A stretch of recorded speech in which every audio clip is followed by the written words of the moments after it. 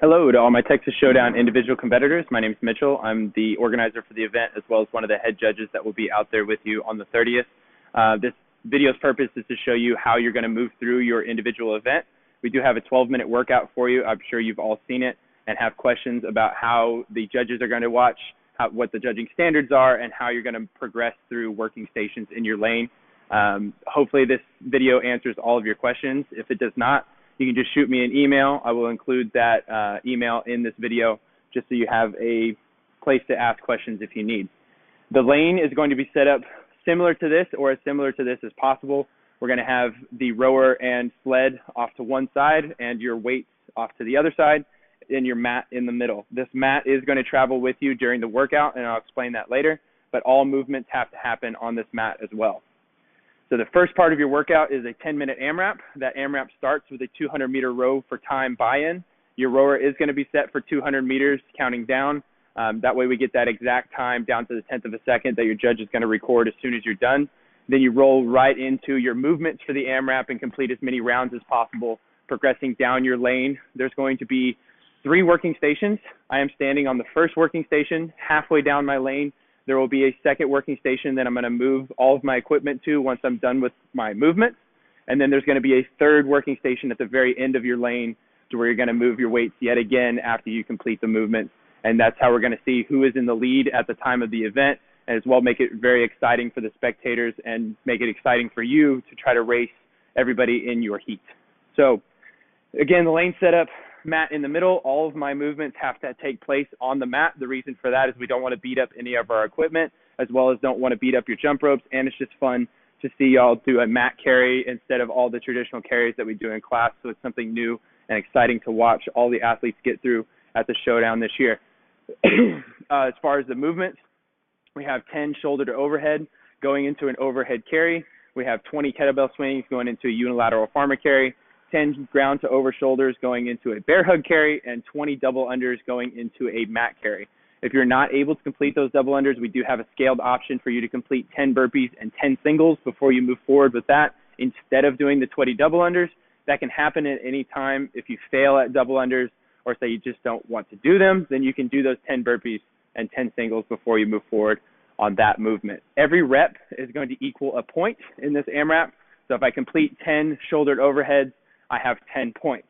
Once I move that shoulder to overhead in the overhead carry to the next station, then that carry itself is worth 5 extra points.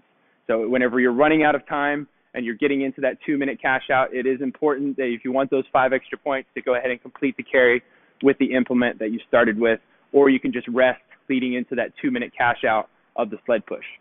So as far as the movements are concerned, the first thing is shoulder to overhead. I'm going to have my 45-pound dumbbells for the male standard. I'm going to start with the dumbbells at my shoulder. I have to get them locked out overhead with a straight vertical line starting from my wrist all the way down to my ankle. A no rep would be any breakage in that line. So if I'm not able to lock out my elbows, if I'm not able to lock out my hips or my knees stay bent, then those would be no reps. There are a few variations of movements that you can do. The first option you have is a strict press, locking out overhead and at least pausing for 1 second to show that I locked out. Push press, or even a push jerk. Again, showing that 1 second pause at the top, or it would be a no rep. If you bounce off the top of the repetition, trying to go for speed and snap those weights down, that would be a no rep. You must show your lockout for at least 1 second at the top. After I'm done with those dumbbells, before I move on to any other implement, I need to do an overhead carry about 20 meters to my next working station in the middle of my lane. For that standard, the judge is going to be watching for those dumbbells to cross the top plane of your head, making sure that they're above the top plane of your head the entire time. You can do this in a unilateral carry as well. So if I take one dumbbell down, I must come back for the other dumbbell, take it down to the next working station. Both dumbbells must be at that second working station before I start work on any other implement. That being said, I can do these in any order that I wish. I can start with the shoulder to overhead. I could start with the kettlebell. I could start with the ground to over shoulders. The only thing that has to happen last is the double unders, because the mat has to travel last, and you're going to need that mat to do the double unders on. If you move that mat too soon, then you won't be able to do the rest of the movements because all the movements have to happen on the mat. So the next movement I'm going to go over is those kettlebell swings.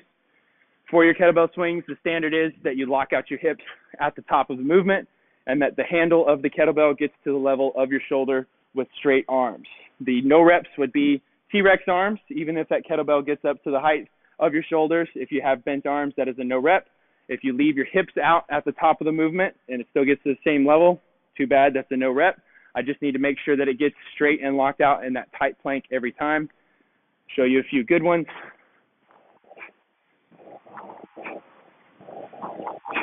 This would be a no rep. No rep. Also, if you don't get that handle, of course, the level of your shoulder, then that would be a no rep as well. Unilateral farmer carry, the only standard is that you keep one hand on the handle at all times. If you put the other hand on the handle, you will stop movement forward.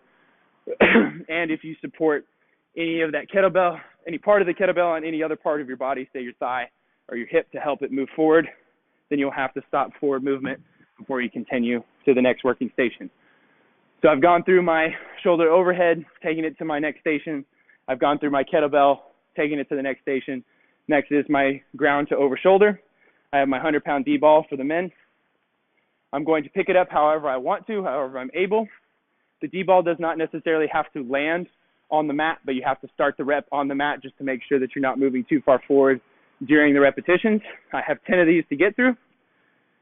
However you want to pick it up is fine, but it must travel over your shoulder while your hips are locked out. So I'll show you a good rep. Locked out hips, travels clearly over the shoulder. If I do not get over the shoulder or I duck underneath the ball, that is a no rep because of no locked out hips. Also, you can get a no rep by passing it over the side of your shoulder rather than the top plane. As far as the bear hug carry, I pick up this ball. As long as the bottom portion of the ball is above my waistline, you can continue to travel forward. If it drops below that, again, forward motion must stop until you're reset in that perfect position to move forward.